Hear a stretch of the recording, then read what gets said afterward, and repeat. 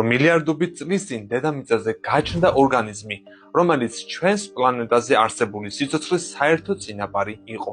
მისი წყალობით ადამიანები და პაწაწინა მიკრობებიც კი ძალიან შორეული, მაგრამ მაინც ნათესავები არიან. მაშინ ეს მხოლოდ ვარაუდი იყო. თანამედროვე მეცნიერებს კი უკვე მტკიცებულებას აქვთ იმისა, რომ ყველა ცოცხალი ორგანიზმის საერთო წინაპარი ნამდვილად არსებობდა. მას უწოდეს ლუკა, ბოლო უნივერსალური საერთო წინაპარი.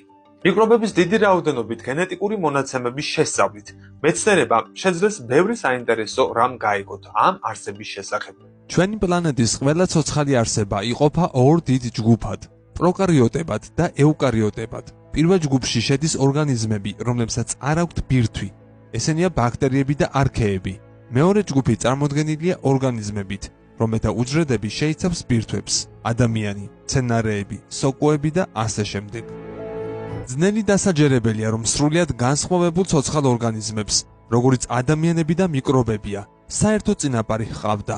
თუმცა მეცნიერებმა ბევრი იშრომეს და უკვე დარწმუნებულნი არიან, რომ პროკარიოტებსა და ევკარიოტებს ბევრი საერთო გენი აკავშირებს. ისინი გადმოეცათ ერთი არსებისგან, რომელიც მილიარდობით წლის წინ გაჩნდა. და მაინც, ჩვენ მართლაც ვყოლია საერთო წინაპარი. ნატურალისტი ჩარლზ დარვინი მართალი აღმოჩნდა. იმის გასარკვევად, თუ როგორ და სად ცხოვრობდა პლანეტის უძველესი ორგანიზმი, გერმანელმა მეცნიერებმა 6 მილიონზე მეტი გენის გენეტიკური ანალიზი ჩაატარეს.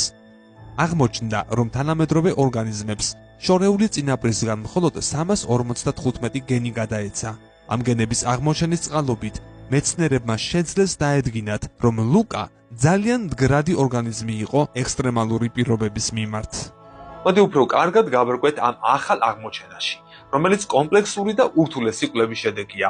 ესე იგი, კანადაში, კვებეკის მიმდებარედ, ნუვუაგიტუნგის ყურეში, მეცნიერებმა უძველესი ნამარხები აღმოაჩინეს და მათი დეტალური კვლევის შედეგად დადგინდა, რომ წარმოადგენს ჰიდროთერმული საქშენების მიკრონამარხებიდან რეკონსტრუირებულ ჰემატიტის მილაკებს. ეს გამოსახულება მეცნიერებმა მიიღეს მიკროსკოპებში. პირველადი გათვლებითაც კი ეს ნამარხები სიცოცხლის უძველეს ფორმებს უნდა წარმოადგენდეს და სავარაუდო ასაკი დღევანდელი მონაცემებით სულ მცირე 3 მილიარდ 770 მილიონი წელია. წამყვანმა მკვლევარებმა მეთიუ დოიმ და დომინიკ პაპინეუმ სამეცნიერო ჯგუფთან ერთად ქარვის მიკრონამარხები გამოიკვლიეს, რომლებშიც ჰემატიტით სავსე მიკრომილაკები აღმოჩნდა. რკინის მინერალები, რკინის ოქსიდისა და ჰიდროქსიდის ნარევია, ანუ ჟანგი. ეს გარემო თანამედროვე მიკროორგანიზმების გარემოს მსგავსია, რომლებიც ჰიდროთერმულ საქშენებში დღესაც ბინადრობენ.